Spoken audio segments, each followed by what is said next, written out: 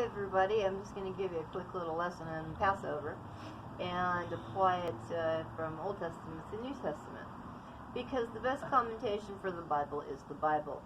So, Passover represents when the Israelites were in Egypt and they were working really hard for Pharaoh, who I believe his name was Ramses II. Anywho, he would not let the Hebrew slaves do much of anything. And Moses, being his brother, because he was brought up as a prince, once he found out that he actually was a Jew and, a Hebrew, those were his people. All these slaves were his people. And he told Pharaoh, "Let my people go." And Pharaoh was like, "Screw you, those are my slaves. They're building my palace to my gloriousness." So he treated the Hebrews very, very terribly. Well, this is where the whole burning bush thing comes in. So Moses walks up to the tallest mountain here, and I think Mount Sinai, and there's this burning bush, and he talks to it. Well, it's God. And God's telling him that he's going to be sending 7 different types of plagues to Pharaoh in order to let his people go.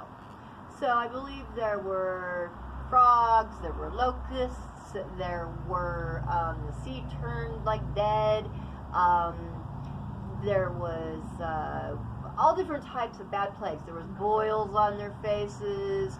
I don't know all of the plagues, but you can look it up in Exodus.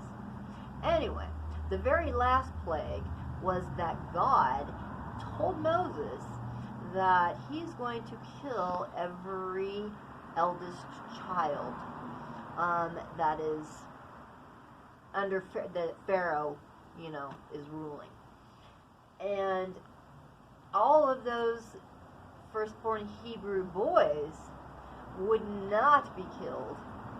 And the only way that God would be able to tell if they were Hebrew or not was if they took the purest, most unblemished lamb and slit its throat, took its blood, and smeared the door, the frames of the doors, with blood.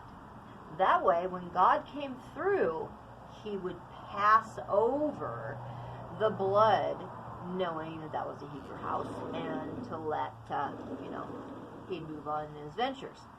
Well, Pharaoh just happened to have a son, so he was asked out, and his son died. So he finally came the next day to Moses, which basically was his brother growing up, and he said, "Get your stupid 500,000 people and get the hell out of my country or area or what territory," which is what Moses did. So Moses led the Israelites out of Egypt and under the reign of Pharaoh. Now, Jews, being as disobedient as they can be, you think that they would be gracious and happy? Okay, no. They're bitching the whole time, which Jews do sometimes. Well, Pharaoh, halfway in between, changes his mind. Now he's chasing all these 500,000 people, and if you can think of, 500,000 people, that's pretty much the size of Las Vegas about 10 years ago. So it's a lot of people.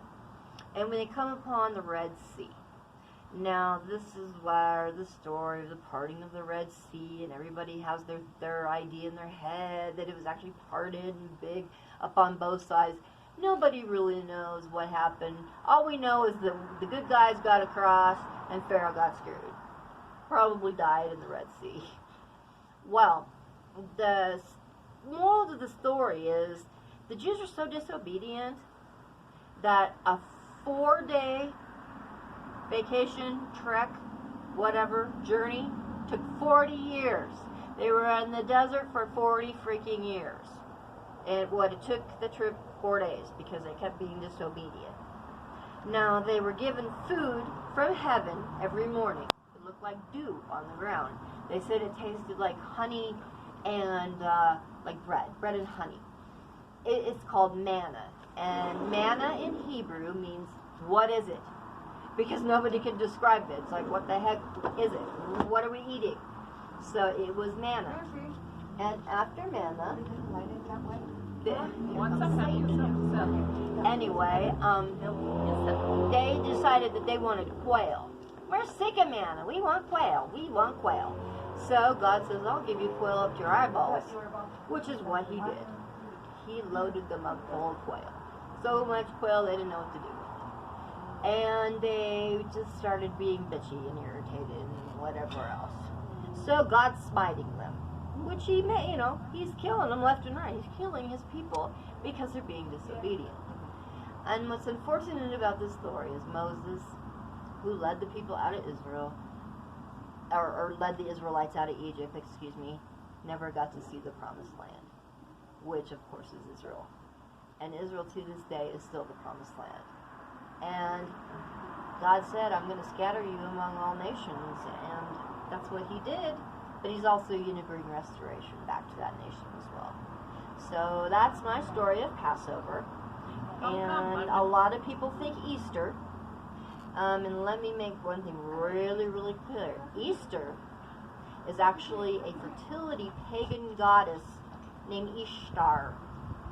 And that's where the fertility thing comes from. The bunnies and the eggs and everything else. They would worship to this pagan goddess named Ishtar. So that's where Easter comes from. So it ain't about bunnies and eggs. It's about, it's about God passing over those that are worthy. But it's good for the kids. Getting them out of Egypt.